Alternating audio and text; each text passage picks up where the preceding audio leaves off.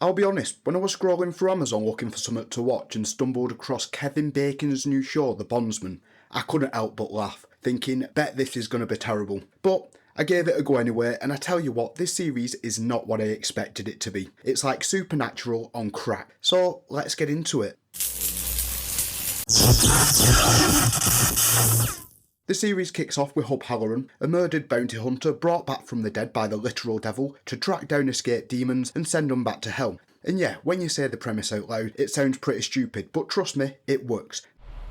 Do you think it's silly, Mr. Halloran? Now, I know what you're thinking, demon hunting shows are kinda played out, so what makes this one any different? Well, when I said this show's like Supernatural on crack, I'm not lying. When it comes to gore and violence, The Bondsman does not hold back. If you're squeamish about bloody and graphic scenes, you're probably going to be looking away from the screen a lot throughout this series. I mean, I honestly wasn't expecting it to be as gory as it was. It's like they took the messed up crazy scenes from the Evil Dead franchise and dropped them into a more supernatural style demon hunting show. Now, this show isn't just about the blood and gore, it's actually got some heart with a great cast. Throughout the series, we're introduced to the rest of the Halloran family. Mama Bear, Hub Halloran's mother, played by Beth Grant, is probably my favourite character in the show. She's got some great lines and made me laugh in pretty much every scene she was in. The way her character interacts with Hub, listening to what he says but ignoring him, and then putting herself in dangerous situations anyway to try and protect him, makes the relationship both entertaining and real. We're also introduced to Hub's ex-wife Marianne, played by Jennifer Nettles, and his son Cade, played by Maxwell Jenkins. Now, I'll admit, I didn't really give two craps about his ex-wife or son at the start of the show, but as the series progressed, I found the characters bring that whole dysfunctional family dynamic together,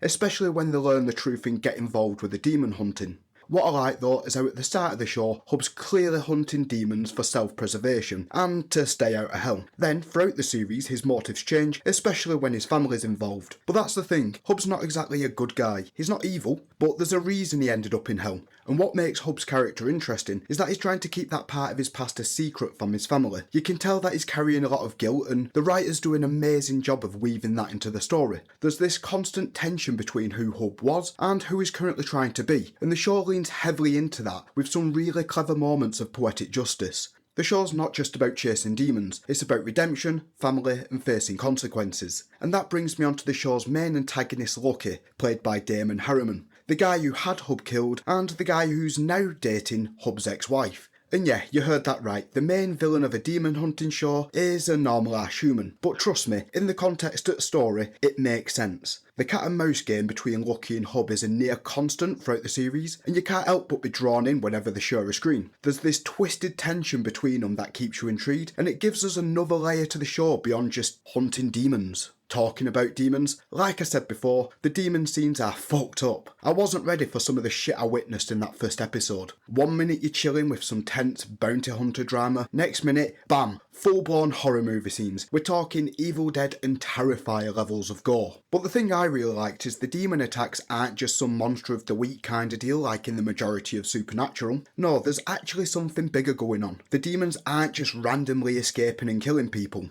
There's this underlying mystery about why they're trying to get loose, and it feels like there's a deeper plan in motion. Each episode peels back a bit more of the bigger picture, and you start trying to connect the dots whilst wondering what the hell's really going on. And it had me hooked, and that twist at the end was perfect. I gotta tell you, it was perfect. Perfect. Everything, down to the last minute details. I honestly didn't see it coming, which is rare for me. I usually find I can guess what's going to happen at the end of the series, but nope. This one took me by surprise. Overall, The Bondsman is a great, although unexpected show. With it only having 8 episodes with roughly half-hour runtimes, there's no unnecessary filler, and with how the series ended, I really can't wait to see where they take the show next season. But what do you think? Have you seen The Bondsman? If so, what are your thoughts, and do you have any theories for season 2? Let me know down in the comments, and if you could do me a solid by liking and subscribing, it'd be much appreciated. Also, if you like live stream gameplay, then check out my Twitch, and I'm currently looking for a Discord admin, so if you're interested, join my Discord, send me a message, the links are in the description. I hope you all have a great week, and thanks for watching. Until next time peeps, stay frosty.